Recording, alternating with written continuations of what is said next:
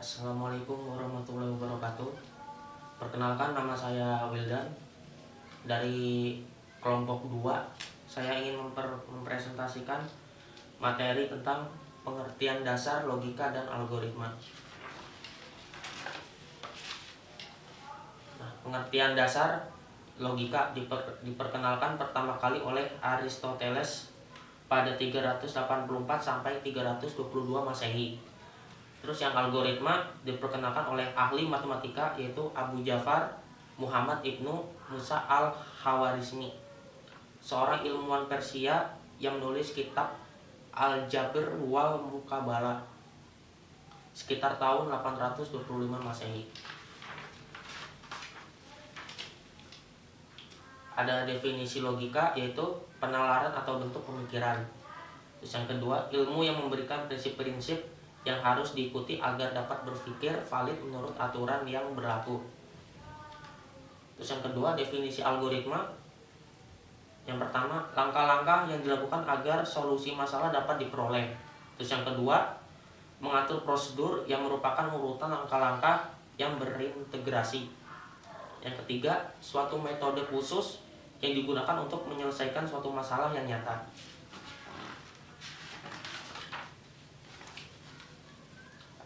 Tahap penyelesaian masalah. Yang pertama itu ada bagian pertama ada masalah, bagian kedua model, bagian ketiga algoritma, bagian keempat program, bagian kelima eksekusi, dan bagian yang terakhir hasil atau finish ya. Yang di bagian model, algoritma, program, dan eksekusi itu masuknya ke bagian analisis atau bagian data. Terus kriteria pemilihan algoritma. Yang pertama ada output, ada efektivitas dan efisiensi. Yang ketiga, jumlah langkahnya harus berhingga, maksudnya harus berurutan.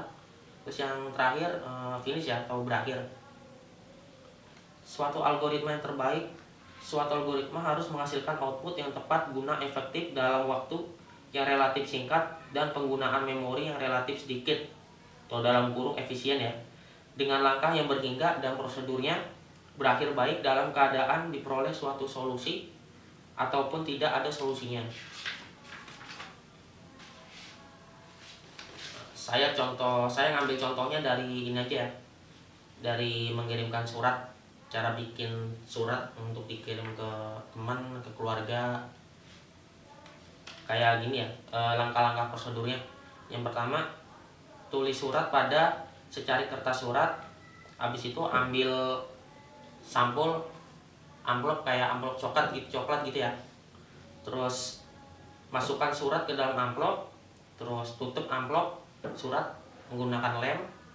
Terus tulis alamat yang ingin dikirim kepada penerimanya ya. Kalau misalnya lupa, bisa dicari dulu tuh alamatnya, takutnya lupa.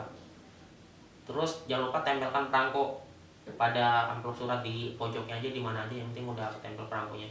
Terus yang terakhir, tinggal bawa surat kantor pos, kemudian serahkan ke pegawai untuk dikirim.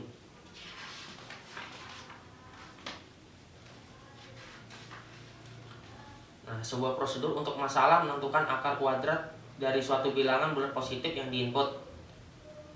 Bilangan bulat positif yang diinput sebut saja misalkan A gitu ya. Dinyatakan nilai B adalah 0. Hitung nilai C yang berisikan nilai B dikalikan nilai B. Terus jika nilai C sama dengan nilai A, maka nilai B adalah akar dari nilai A lalu stop. Terus jika tidak, maka nilai B akan bertambah 1. Nah, terus yang terakhir kembali lagi ke langkah pada nomor 3. Terus ini ada tahapan analisa algoritma. Ini yang pertama ini dengan menggunakan bahasa semu ya. Contohnya untuk menghitung luas segitiga. Yang pertama, masukkan nilai alas. Yang kedua, masukkan nilai tinggi. Terus yang ketiga, hitung luas sama dengan alas kali tinggi. Terus yang terakhir, cetak luas. Bagian terakhirnya finish ya. Nah, terus yang bagian B menggunakan diagram alur atau flowchart ya. Di samping saya udah tertera yang bagian tampilan flowchartnya. Yang pertama ada start, masukkan alas, masukkan tinggi, luas alas kali tinggi, rumusnya ini ya. Yang terakhir cetak luas, yang terakhir stop atau finish, berakhirnya selesainya gitu. Lalu ada konsep algoritma. Yang ada dua ya, algoritma pengubah sama algoritma pertukaran. Algoritma pengubah adalah variabel yang nilainya bukan konstanta, dalam kurung selalu berubah sesuai dengan kondisi variabel terkini. Sintaksnya P sama dengan Q, algoritmanya P sama dengan Q. Artinya bahwa nilai P diberi harga nilai Q, dan nilai P akan sama dengan nilai Q, dan Q tetap. Nah, terus yang keduanya algoritma pertukaran, berfungsi mempertukarkan masing-masing isi variabel sedemikian sehingga nilai dari tiap variabel akan berubah atau bertukar.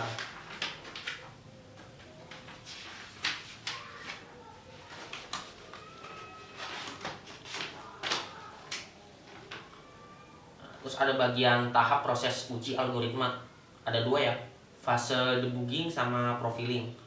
Kalau yang debuggingnya itu yaitu fase dari proses program eksekusi yang akan melakukan koreksi terhadap kesalahan.